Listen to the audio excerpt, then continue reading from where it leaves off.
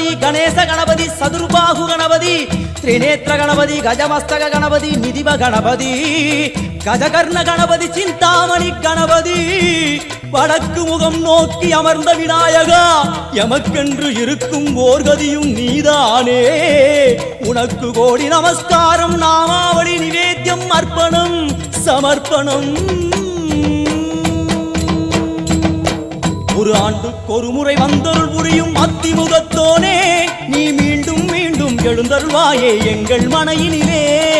ஒரு சிறு குறைகள் செய்திருந்தாலும் மன்னித்தருள்வாயே வந்தேன் இருந்தேன் சந்தோஷம் என அருள்மழை பொழிவாயே கணபதி ராஜா